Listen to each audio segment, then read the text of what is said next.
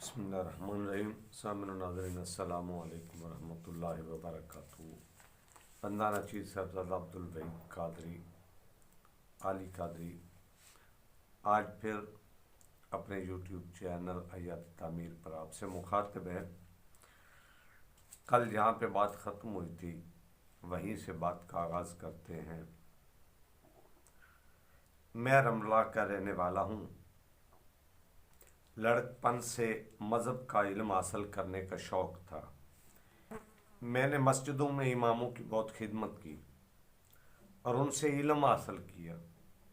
खुदा अपने रसूल के मज़हब के परिस्तारों पर बहुत करम नवाजी करता है। एक रात मुझे ख्वाब में इशारा मिला कि बगदाद चले जाओ और वहाँ के ख़तीब की शागिर्दी में बैठ जाओ। मैं पैदल चल पड़ा। मेरे पास कुछ भी नहीं था। माँ बाप बहुत गरीब थे। छोटा सा मशकीज़ा भी मेरे नसीब में नहीं था कि मैं रास्ते के लिए पानी साथ ले जाता। इल्म का इश्क मुझे घर से निकाल ले गया। सब ने कहा यह लड़का रास्ते में मर जाएगा। मेरी माँ बहुत रोई थी। मेरा बाप बहुत रोया था, मगर मैं चल पड़ा। दिन के वक्त प्यास और भूख मेरी जान निकाल लेती थी। शाम के बाद जब मैं इस उम्मीद पर कहीं गिर पड़ता था कि मर जाऊंगा, मेरे करीब पानी का एक प्याला और खाने के लिए कुछ न कुछ रखा होता था। पहली बार मैं बहुत डरा था। मैं उसे जिन्नात का धोखा समझता था, लेकिन रात को ख्वाब में इशारा मिला कि यह किसी मुर्शिद की करामत है। मुझे ये पता ना चला कि वो मुर्शिद कौन है और कहाँ है। मैं खा पी कर गहरी नींद सो गया।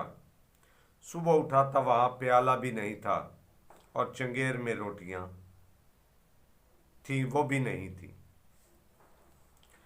बगदाद पहुंचने तक रास्ते में 2 नए चांद तुलू हुए। बहुत लंबा सफर था। हर रात मुझे प्याले में पानी और चंगेर में खाना मिलता रहा। बगदाद में जामे मस्जिद के खतीब ने मुझे देखा तो मेरी याद सुने बगैर बोले कि मैं तुम्हारी राह देख रहा हूं। वो मुझे अपने हुजरे में ले गए। मैं ये देखकर हैरान रह गया कि वहां एक चंगेर पड़ी थी और उसमें एक प्याला रखा था। खतीब ने पूछा कि तुम्हें हर रात खाना और पानी मिलता रहा है? मैंने जवाब दिया कि मिलता रहा है, मगर हैरान और परेशान हूं कि यह चंगेर और प्याला मुझ तक हर रात कौन ले जाता और वापस ले आता रहा है। वो बोले कि खुदा ने मूसा अलैहिस्सलाम की मदद करना चाही थी तो दरिया नील को हुक्म दिया था कि रास्ता दे दे। दरिया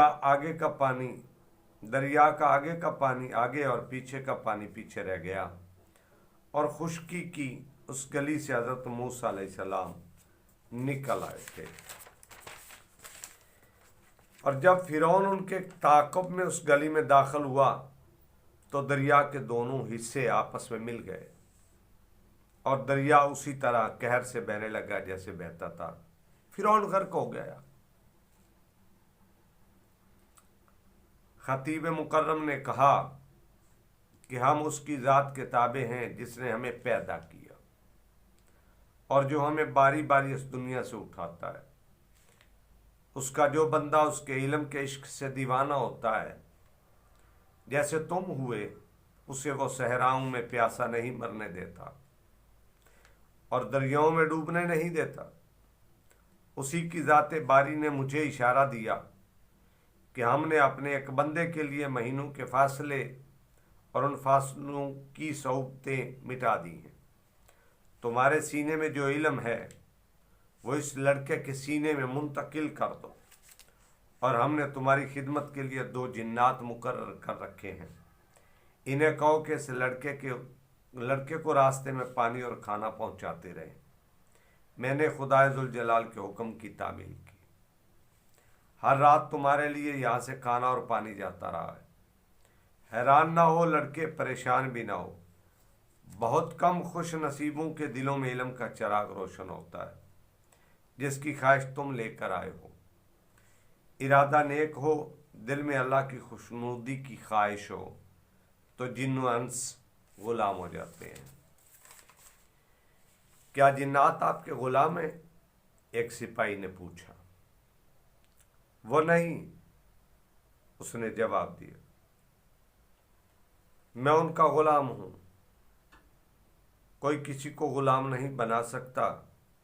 हम सब एक खुदा के एक जैसे बंदे हैं। ऊंचा और नीचा, अमीरी और गरीबी से नहीं होता। ईमान की पुख्तगी और कमज़ोरी से इंसानों की दर्जाबंदी होती है। उसकी बातों में ऐसा तासुर था जिसने सबके दिलों को मोह लिया, और सब दम बखुद होकर सुन रहे थे। उसने कहा, बगदाद के खतीब ने मेरी रूह को इल्म से रोशन कर दिया। उन्होंने मेरी शादी भी कराई। वहीं मेरी ये दोनों बच्चियां पैदा हुई। मैंने बहुत चीले की और कुदरत के कारखाने के 2-3 राज पा लिए। तब एक रात मेरे खतीब उस्ताद ने कहा कि अब जा और उनकी खिदमत कर जो इल्म अपने साथ कब्रों में लिए अब्दी नींद सो रहे हैं। उन्होंने मुझे वापस अपने घर रमला चले जाने का हुक्म दिया। 2 ऊंट दिए, ज़्यादा राह दिया और कहा कि गुनाह का कभी ख्याल भी दिल में ना आने देना।